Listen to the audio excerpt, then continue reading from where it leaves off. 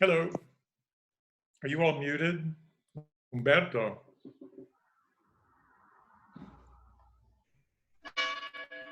How are you? Hello. Lana, good. Hey. How are you? Good afternoon. Are you listening? Yeah, I hear you.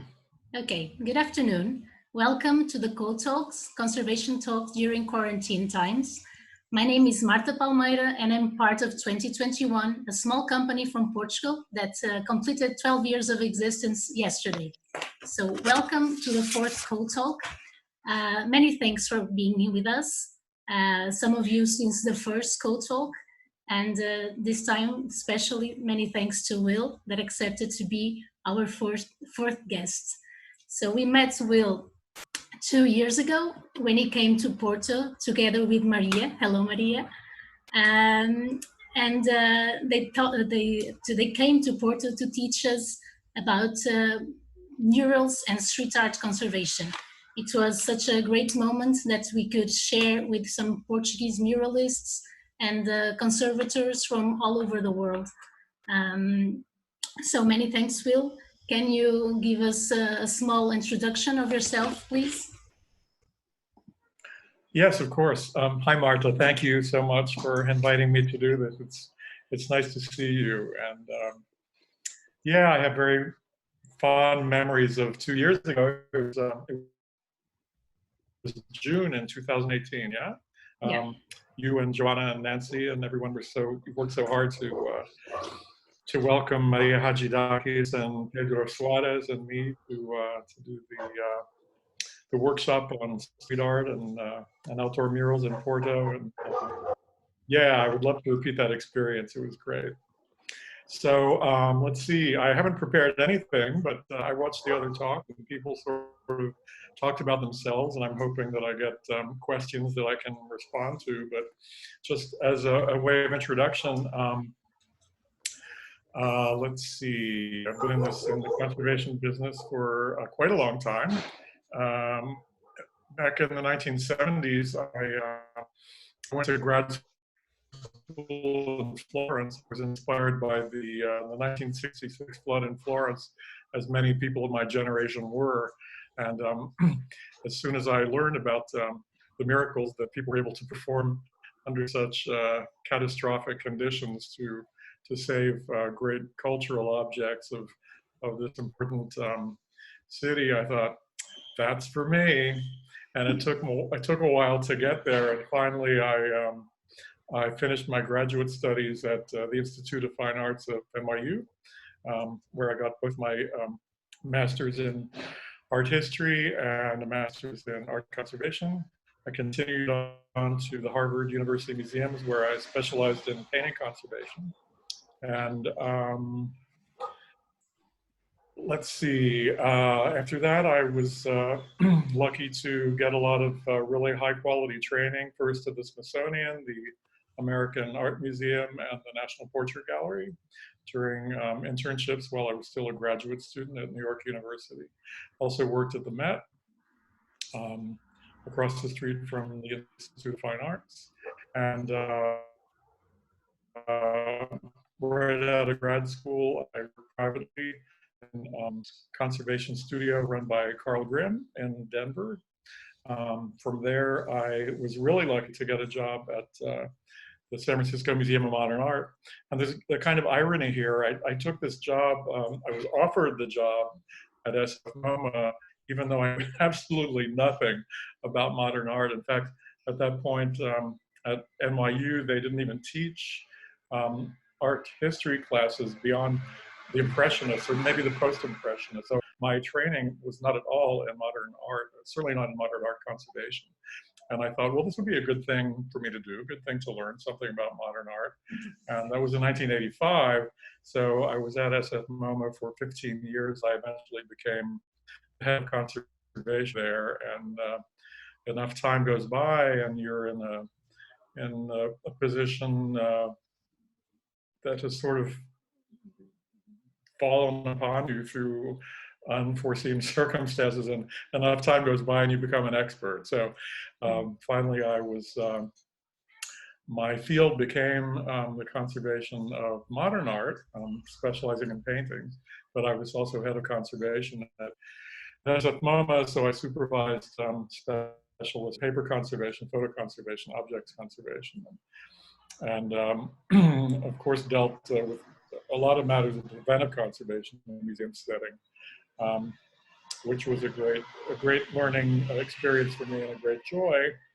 When I left the museum the first day of 2000, Can I interrupt you, because yeah. that's my first question. It's Sure. Okay. why have you decided to change such an established career at the San Francisco Museum of Modern Art? Like, it was like a dream job, like I said to Rachel in her first co-talk, and to move to a freelance career in Europe. I heard Rachel talk about this, about leaving Tate, and it was interesting to hear the parallels. I think, you know, it was a dream job, certainly when I got it. And what happens to you as you become more and more an administrator of other people and departments is you get to spend less and less time actually doing what you most want to do. And my contact with the art became less and less. So I needed to redefine myself and my career at a certain point, because I found that I was mostly going to meetings. Okay. And that I was pretty far removed from the hands-on experience with the artworks, which was my passion about being okay, so you were fed up about bureaucracy and you want to do more conservation work. Oh, I would never say fed up, because I know this is going on record forever. But I did feel a need for a change. Okay. No regret. And when did you decide to switch from the canvas paintings to murals? Have you, when was the click? Did you have any project that led to that? Yeah, I didn't actually switch, because I still take care of paintings that I do collections care for museums. But there was a spark that went off toward the end of my time at the museum. This was in the 1990s, and because of the work that conservators of contemporary art do, a lot of it's collaborative with artists. So anybody who belongs to Inca, people who have experiences with contemporary artworks, and with contemporary artists who have an opinion about how their work should be of communicating with living artists who have either just made something or have watched their artworks age or are about to make something, and they want technical information from people like us. So I think because of my position as head of conservation at SF-MoMA, I was called upon to solve problems that no one else had the answers to, and I didn't have them either. There were some one legal case in particular where a mural in San Francisco had disappeared. It had been painted over. And I was called into a legal case as an expert in what usually happens when a mural disappears. And what I learned was there was no usual, there were no rules. No one had actually established these norms. Mm-hmm. And so I thought, well, that's a really big gap in the conservation field, because we don't have that knowledge. We can't advise either muralists or people who are in some kind of conflict over the changes in murals. And so I foolishly or naively or somehow decided to take this on as my cause, and I became the sort of go-to person for these problems. And I found out that there was a huge tribe of other people who were also interested in this field, and I was in a position to help, so I did. Okay. So, and back in the San Francisco Museum, what was the most interesting project that you had back there? Because I can imagine that you could work with lots of really interesting paintings and artworks. There were so many. I was there for 15 years. Was it the hidden Picasso? I think if I had to choose one, it would be the discovery of the Picasso that was hidden under another Picasso. And I know you distributed that the video of me. I'm still talking about that project, although it started in 1997 and became an exhibition in 2004 at the Guggenheim in Bilbao. Just 2 years ago, I think, at the Museo Picasso here in Barcelona. I'm talking to you from Barcelona. There was a symposium about flaws in Picasso's techniques, and many of our colleagues, actually Laura Fuster, who was here 2 days ago, organized the symposium along with Reyes Jimenez, who's the head of conservation at the Picasso Museum in Barcelona. So I was invited to do a paper about this very topic and the research that I began at SF MoMA. You want to tell the story, or you can make it a short version. I'll make it short. We discovered, talk about the job of a lifetime. This was like the dream discovery of a career, where through radiographs, we discovered, actually the National Gallery of Art, Anne Henriksvold, who was then the modern painting conservator at the National Gallery in Washington, was x-raying and taking infrared images of all the loan works that had come to an exhibition of young Picasso in Washington. And the one that won the prize for the most amazing x-ray was this one that belonged to the San Francisco Museum of Modern Art, where one could read extremely clearly the image of another painting underneath, a painting that was verified, well-known Picasso painting with impeccable provenance. And so research was done to discover what this work was. It turned out to be a preliminary study for another Picasso, so it was certainly a canvas painted twice by Picasso. And through a serendipitous quirk of technique, and the fact that he probably quickly painted a new painting on top of an old painting, and drying cracks developed in the upper painting.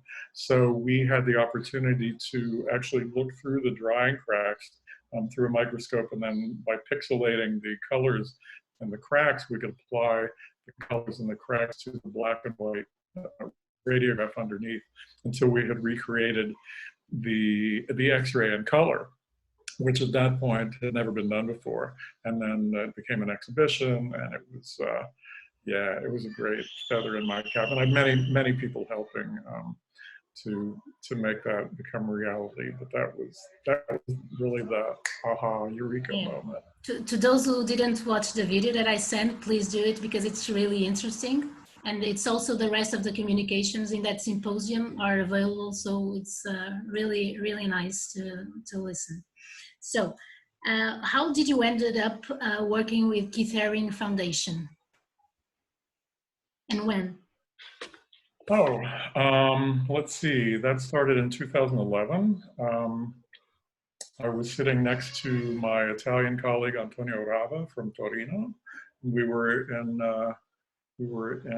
a conference of the IIC, French IIC in Paris. And we heard a presentation about a Keith Haring painting in Pisa. I just happened to have visuals here. I don't know if you can see that or not. Keith Haring in Pisa. Tutto Mondo is the name of the mural. And an art historian did a presentation about how the colors in the mural had changed, and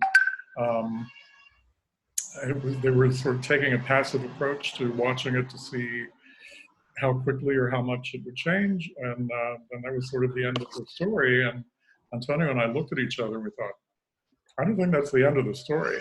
So we wanted to know more about this mural, and that was the beginning of the Keith Haring saga. We imposed ourselves upon the Comune, and Pisa City Hall was responsible for this mural, although it was painted on a church. And happily, it was already part of a study by a group called COPAC, which was a group, Perla Colombini and Marcello Piccolo were part of a group who were studying several important contemporary works of art in Tuscany. And one of these was the Keith Haring mural. So we formed a happy cooperative to study this mural and understand how it was changing and what we could do to intervene. And then one thing led to another. The Keith Haring Foundation became extremely supportive because they saw the beautiful results of our work, and that led to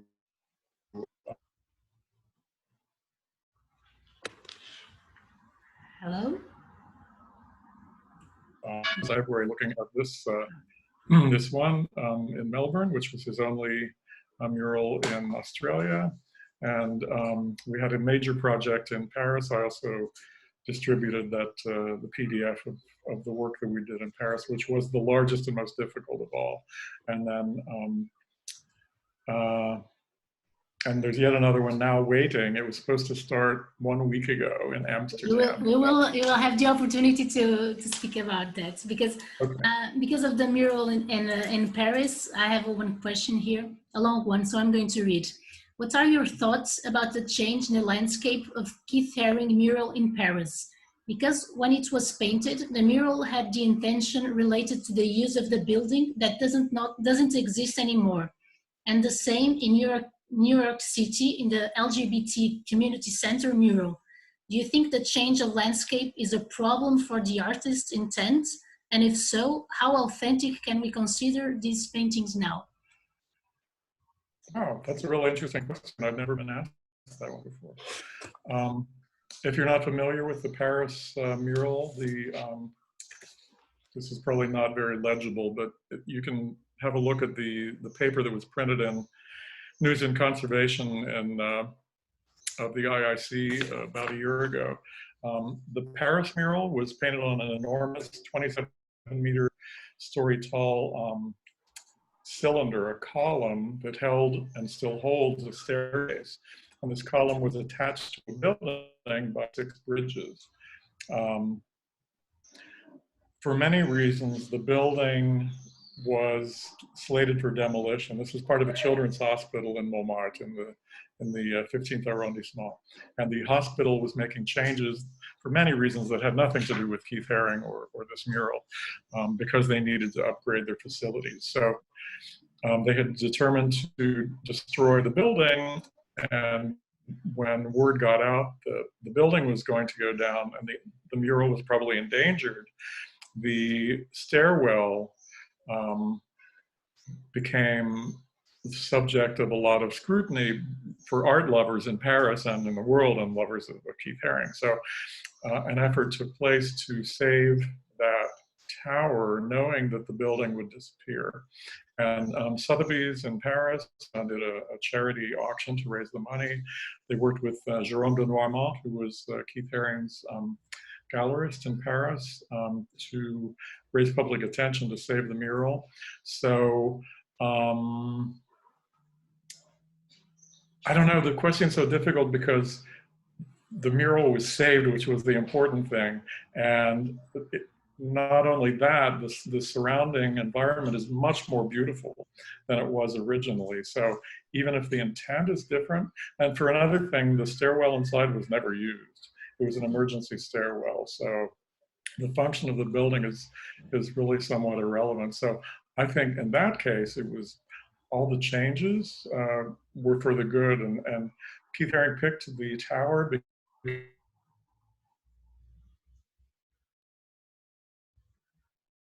he actually called it ugly, and he wanted to make it beautiful for the benefit of the sick children and the hospital. So I think the net overall effect is that the beauty of the entire environment has been enhanced, and the landscaping is beautiful. I've been back since. All sorts of natural landscaping, things that seed themselves naturally in that part of Paris. And then the second part of that question was, the LGBT Center in New York, which I've never seen in person, but colleagues, it was Rustin Levinson and Harriet Eargang Alden who did the conservation. It was the men's toilet, the restroom of the male restroom in the gay center in New York, and it's the imagery is pornographic. It's no longer a bathroom, but I understand it can be visited now as a sort of historic artistic monument to Keith Haring, and whether or not it's still used as a bathroom, I think is it's sort of irrelevant. And Okay. more people of both genders can now enjoy the artwork. And does the Keith Haring Foundation has an opinion on those cases, or it's just the mayors of the cities that decide those things? Of all of the 4 murals that I worked on? Sorry, I think you froze. Wait a minute. You still there, Marta? Yes, yes. I didn't hear the answer. I can go on talking and answering this question, but Marta, you've frozen. I froze? Okay. Don't know. Can you all wave and let me know if I'm getting through to you? It's all frozen. Oh, I see some waves. I'm still frozen? Yeah? Oh. Yes, we can hear you. Thank you. Okay, then I'm going to talk, even though I think Marta might have a connection problem. Hi, Will. Yes, I can hear you. Okay, absolutely behind all of these major mural conservation projects, and also generously funded many of them, in part or in full. So the short answer to that question is yes. The way each of these projects came together was completely different. One was on a church, and City Hall was involved. That was Pisa. The Paris one was the story I just told you. It was saved thanks to the gallerist and Sotheby's, and a lot of grassroots support. The Amsterdam mural was an interesting case, is an interesting case. You're going to ask me about that later, so I won't go into that. And the Melbourne one was spontaneously painted, as many of these were, on the side of what was then a technical boys' school in Melbourne, Australia. And when it came time to restore it, the purpose of the building had changed, and many people in the community had different opinions about how to proceed and who should do it before it fell into the hands of, there was a competition, and Antonio Rava won that competition. So all of these have been great collaborative efforts, and always with the blessed support of the Haring Foundation. I still don't see Marta. No. Can you now? No? Yes, you are. Okay. You disappeared. Okay. So let's talk about a little about the rescue public murals. I wanted to know how did it start, and how many people are or were involved in this project? Oh, rescue public murals. Well, let's see, in 2003, there was a symposium. You can still see the papers online. It was at the Getty Conservation Institute and the Getty Research Institute in Los Angeles. And this was a couple of years after I told the story. I found there was a whole tribe of people who were seriously interested in what was happening to murals, especially community murals. And this was a uniquely American phenomenon of the 1960s and 70s. So the Getty put together a symposium called The Mural in the Americas that studied the matter of what's happening to these murals, many of which had disappeared. There were none left from the 1960s. So that's where it started.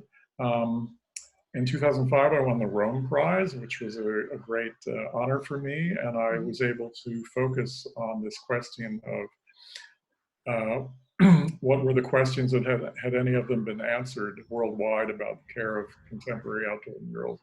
And I had an office at ECROM, and I did research on this matter, and I found, again, there was almost nothing extant. So again, with this generous support of the Getty Foundation and the Getty Conservation Institute, in 2006, we founded Rescue Public Murals. And this was, we had a group of advisors, including Joyce Hill Stoner, Tom Lerner, a lot of people who were willing to put their energy and resources into making this effort happen. And it was based on the example of Safe Outdoor Sculpture, which was an initiative of heritage preservation in Washington.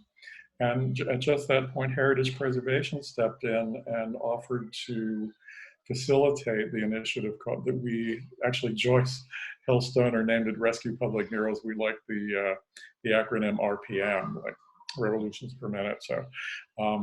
So it was taken on by Heritage Preservation in Washington, which was the lobbying group for conservation, and their staff took it on. We got all these great grants: the National Endowment for the Arts, the Getty Foundation, the Wyeth Foundation, a lot of generous support, and we took nominations from murals all over the U.S. It was an exclusively American organization, and we sent out a conservator to talk to muralists and community members about how murals were painted, how they had aged, and what to do when they no longer looked good, how to intervene. And so it began this really beautiful dialogue between people who make art and people who restore art.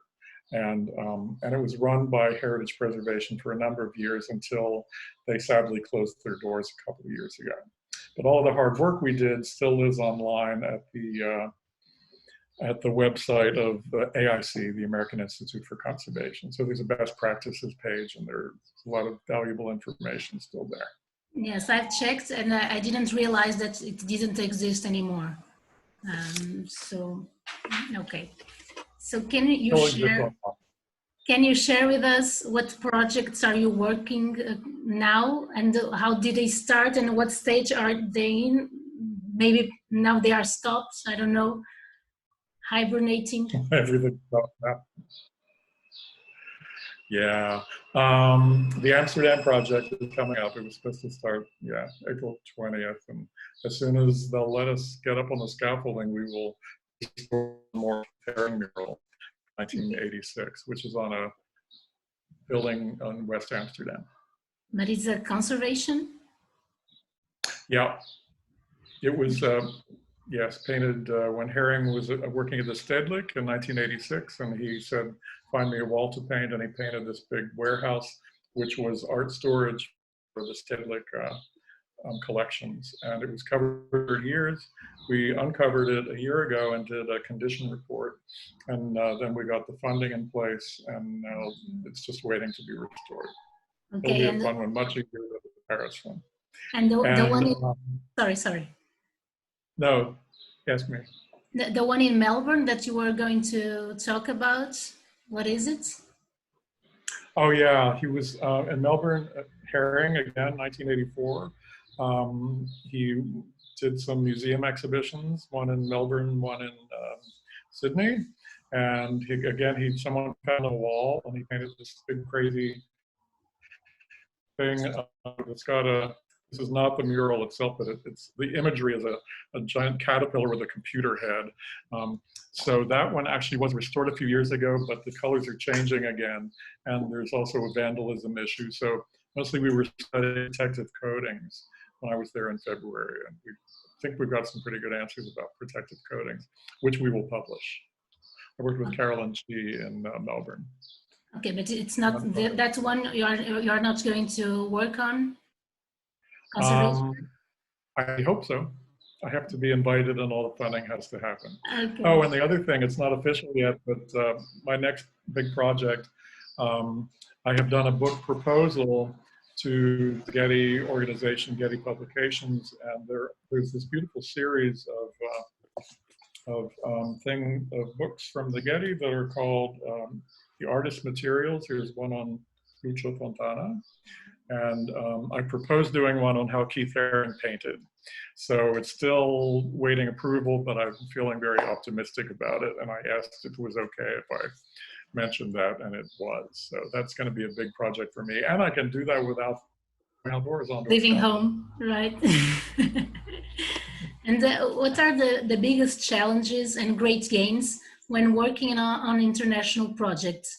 Does working in large teams from different backgrounds and countries make the process more complicated, or is diversity always an advantage?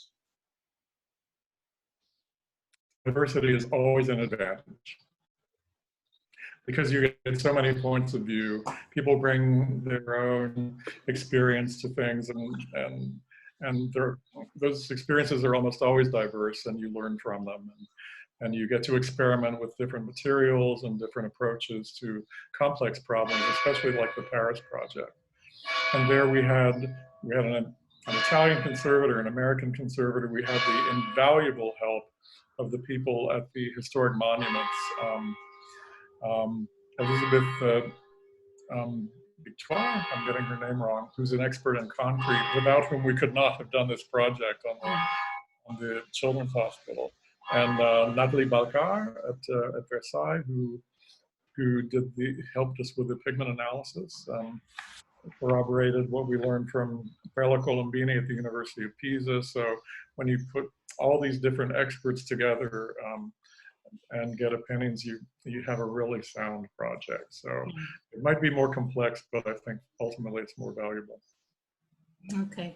And in your experience, getting financial support is often a hitch to proceed with some projects? And if so, can you share any that was left in the drawer due to the lack of financial availability? Any that was left in the drawer because we didn't get the funding. That's good. Not yet. No, not yet. I guess I've been lucky. So you never had that kind of problem? I'm sure there've been some, but I guess I've not important. Okay. No. So one last question, and I don't know if Maria wants to share the answer with you. How can we keep updated on the mural conservation? Is there any platform, regular publications, conference lectures, work groups? What can conservators do? Oh, Maria, please take off your mute. There's Maria Hadjidakis. Maria, if you want to join us, you can turn on your video and sound. And Will, you can also answer before Maria if you want. I can. This is not an ongoing project, but if you don't have this already in your library, again, Laura Fuster and I worked very long and hard on this volume with Merche Sanchez at the Universidad Politécnica de Valencia. Conservation issues in modern contemporary murals. I'd like to highly recommend as a resource. Maria, I leave it to you. Hello. Hello, nice to see you all. Unfortunately, I don't have a good idea on that because, as you already know, this kind of art is out of the official protection. Mm-hmm. So it's up to efforts like STACO, the street art conservators that are not so active the last year. But now, for the moment, we plan to make a series of lectures, online lectures, and in this idea, there is a big part for the conservation and the documentation of street art. And we're waiting to go out again and see what's going on the walls of the city. We'll let you know. Because now it's not possible also there in Greece. Yes.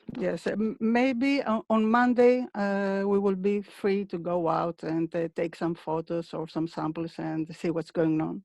And how do you think conservators of murals and street art can be more updated? Is there any work they can do? No, and it's a great need to do something on that.